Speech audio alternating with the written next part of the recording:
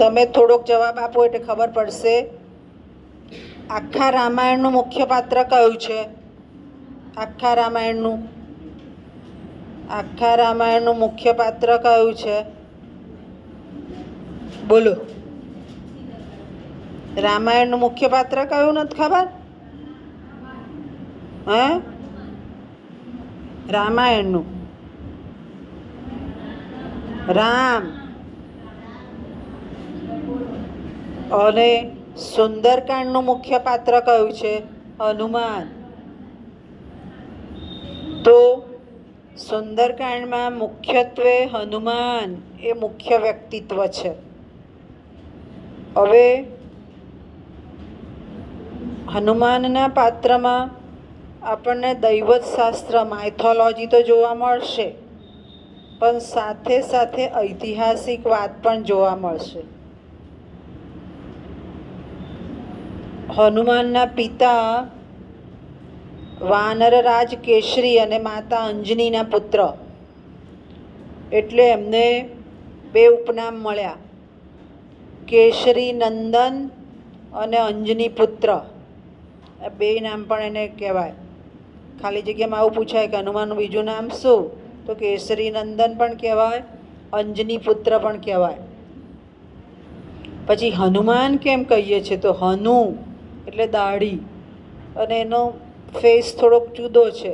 હનુમાનજીનો દાઢી થોડી ફૂલેલી છે, તો હનુ એટલે દાઢી અને એટલે હનુમાન એવું નામ થયું. હવે હનુમાનજી આવું વિશિષ્ટ વ્યક્તિત્વ છે કે વાનરરાજ ને અંજનીના પુત્ર છે, દાઢી છે એમની જુદી. તો એમની પાસે કેટલીક દૈવત વિશિષ્ટ શક્તિ છે. એ ત્યારે ત્યારે વિરાટ સ્વરૂપ લઈ શકે છે, ત્યારે ત્યારે સૂક્ષ્મ સ્વરૂપ લઈ શકે છે. બીજું, એ રામ ભક્ત છે. પેલું બધાને ખબર જ છે કે એમણે હૃદયમાં બેસાડ્યા છે રામ અને સીતાને. એમને મોતીની માળા આપી તો રામને શોધતા હતા કે રામ ક્યાં છે, એટલે રામ ભક્ત છે. એટલે રામ જે બાણ છોડે છે એ બાણને કંટ્રોલ કરવાની શક્તિ પણ એમની પાસે છે, કારણ કે ભક્ત છે, સ્વાભાવિક રીતે પોતાના સ્વામીના ગુણો એમનામાં આવતા જાય. તમારામાં પણ તમારા માતા પિતામાંથી કોકના ગુણ હોય જ. તમે જેને આદર્શ ગણો છો, જેની સાથે પ્રેમથી બંધાવ છો, એના ગુણ સ્વાભાવિક રીતે આપણામાં આવે. એટલે રામના જે શસ્ત્રો છે એ શસ્ત્રોને રોકી શકવાનું કામ પણ હનુમાનજી કરે છે. બીજું, વિશિષ્ટ શક્તિ આપણને સુંદરકાંડના પ્રારંભમાં જ જોવા મળે છે કે અશોક વાટિકામાં જાય છે તો બધા વૃક્ષો ઉખેડી નાખે છે. સીતાજી ના પાડે છે કે આ અશોક વાટિકા સુંદર છે, પ્રાકૃતિક સૌંદર્ય છે, એટલે એને વૃક્ષો ઉખેડશો નહીં. તો એ વૃક્ષો પણ ઉખેડી શકે એવી તાકાત ધરાવે છે. ઉત્તમ ગુણ કેવા છે?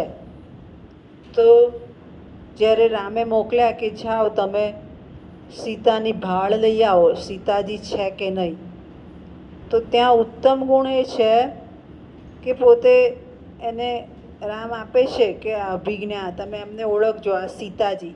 પણ એ કહે છે હું મોઢાથી નહીં ઓળખી શકું. કેમ?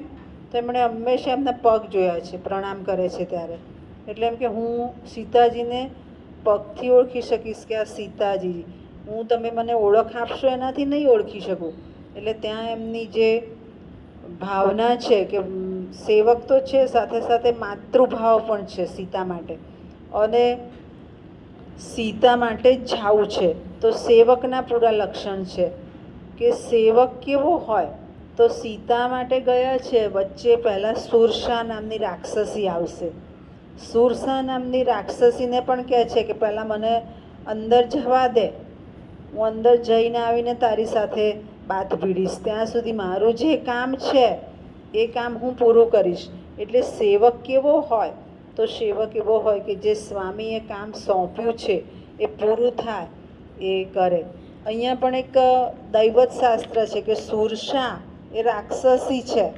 આપણે સુંદરકાંડ શરૂ કરશું ત્યાં આપીશું કે સુરસા રાક્ષસી છે, અને એને એવી ભવિષ્યવાણી છે કે કોઈ માનવ જાતવાળો માણસ નહીં આવે, કોઈ વાનર જેવો માણસ આવશે, આવો હનુમાન જેવું પાત્ર આવશે, ત્યારે લંકા નગરીનો નાશ થશે.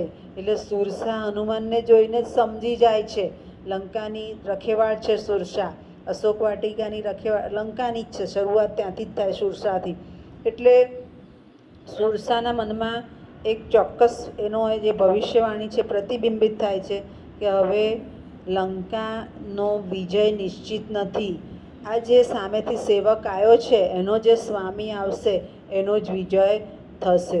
બીજું એમ કે હનુમાનજી પાસે જ્યારે સુરસા એમ કહે છે કે તને અંદર નહીં જવા દઉં, ત્યારે પોતે એમ કહે છે કે ના, હું પહેલાં અંદર જઈશ જ. જ્યારે જેને મારે ભાળ કરવાની છે ભાળ કરીને આવું. તો એનામાં ધીરજ છે. આ ધીરજનો ગુણ પણ હોવો જોઈએ કે જો સુરસા સાથે યુદ્ધ કરવા બેસી જાય તો એ અંદર જઈ શકે નહીં. એટલે સુરસાને સમજાવે છે કે હું અંદર જઈને આવું છું, પછી તારી સાથે બાદ ભીડું છું, પછી તને જવાબ આપું છું. અને સુરસાને તો જે ભવિષ્યવાણી છે દેખાવા માંડી એટલે એને અંદર જવા દે છે. બીજું એમ કે એની મતિ કેવી છે હનુમાનજીની, તો એની મતિ છે લાંબુ વિચારે છે, નિરાશ થતા નથી. વિષમ પરિસ્થિતિમાં પણ પોતે પોતાની બુદ્ધિ છે એ બુદ્ધિથી કામ લે છે અને પરિપક્વ નિર્ણય લે છે. કે જ્યારે વ્યક્તિ ફસાઈ જાય, પોતે પણ ફસાય છે રાવણની લંકામાં, તો શું કરવું? તો ફસાઈ જાય ત્યારે પોતાની બુદ્ધિને કામે લગાડવી. કઈ રીતે બુદ્ધિને કામે લગાડવી? તો એમ કે નિયમ છે સામાન્ય યુદ્ધનો કે કોઈ દેશનો, એ નિયમ અત્યારે આપણે આ ઈરાન યુદ્ધ ચાલે છે તો વારે વારે એ નિયમ મોટાભાગના દેશો એક નિયમ રજૂ કરે. કેવો નિયમ? કે જેમાં બધાને નુકસાન ના થાય. તો પણ આપણે એ નિયમ પાળતા નથી હોતા. ધારો કે આ હોર્મુઝ ખાડી બંધ કરી, તો એ ખાડી બંધ કરી શકાય નહીં, એ નિયમ છે. કેમ? તો ત્યાંથી વ્યવસાયની આવન જાવન થાય છે.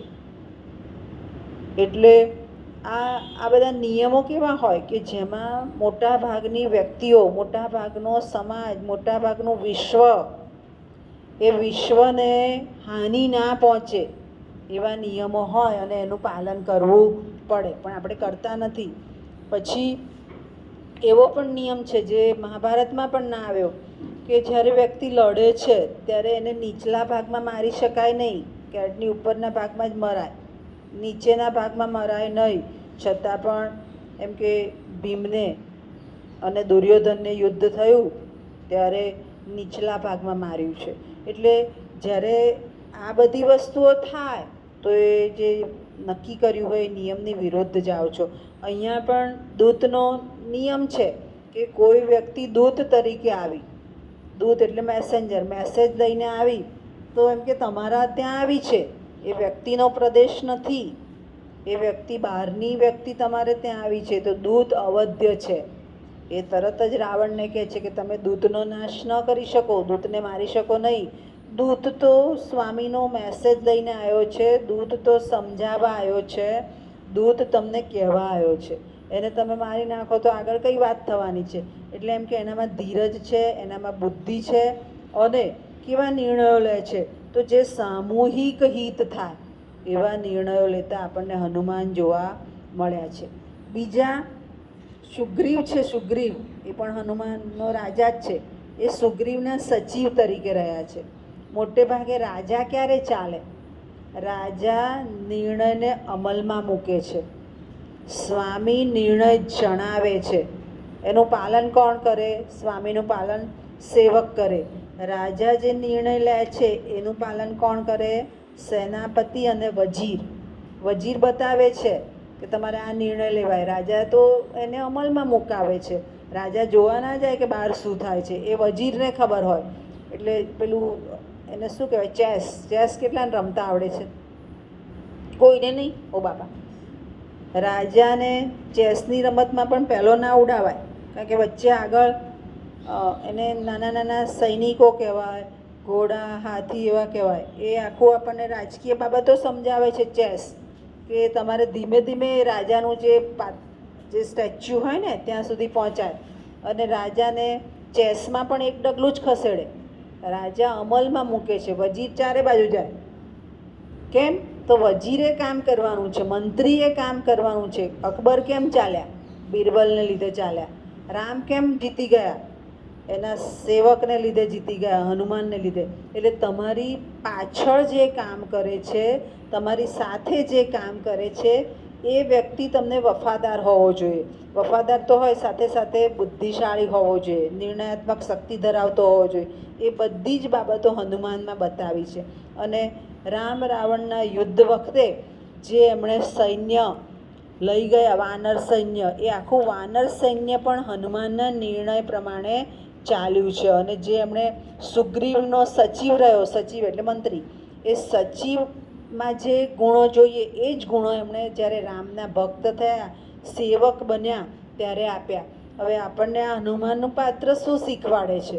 તો આપણને ઘણી બધી બાબતો શીખવાડી જાય છે કે આપણી પાસે કેટલીક ઇન્ટેલેક્ચ્યુઅલી અંદર જથી છે, આંતરિક શક્તિઓ, આંતરિક ગુણો આપણી પાસે અંદર જથી છે. એ ગુણોને બહાર લાવવા પડે. એ ગુણોને બહાર લાવો, પછી તમને જે કાંઈ સેવક કે સ્વામી તમારા ઘરમાં સમજો કે તમારા ફાધર છે, તો એ સ્વામી તરીકે એમણે જે નિર્ણય લીધો એ આપણે માન્ય રાખવો પડે. ત્યાર પછી બહાર આવ્યા પછી આમ રાજા ના કહેવાય, પણ કોલેજમાં સંચાલન કોણ કરે? તો પ્રિન્સિપાલે જે કીધું એ આપણે માન્ય કરવું પડે. ભલે પછી તમે એને ધ્રુતિ એટલે બુદ્ધિપૂર્વક કહી શકો કે મને આ પસંદ છે તો આ મૂકો, બાકી એનો સંપૂર્ણપણે વિરોધ કે એ થઈ શકે નહીં. એ બાબત કોણ શીખવાડે છે? હનુમાનનું પાત્ર. એટલે હનુમાનનું પાત્ર આપણને બુદ્ધિ, ધ્રુતિ, દ્રષ્ટિ, આપણામાં રહેલા આંતરિક ગુણો, યોગ્ય સમય યોગ્ય નિર્ણય લેવો. ઘણીવાર આપણે યોગ્ય સમય સમજીએ નહીં અને બોલી દઈએ છીએ. યોગ્ય સમય યોગ્ય નિર્ણય લેવો. અને ખાસ માણસ જાત પાસે છે નહીં એ ધીરજના ગુણો શીખવાડ્યા. એ જોઈને આવ્યા સીતાજીને, ત્યાંથી લઈ નહોતા શકતા, પહેલી જ વખતથી સુંદરકાંડ લઈ શકતા હતા, પણ લઈ લે તો વિજય કોનો બતાવવાનો છે? રામનો. એટલે રામના વિજય માટે પછી બધો જ આખો મેસેજ લઈને પાછા જાય છે. ખ્યાલ આવી ગયો? સમજ પડી ગઈ?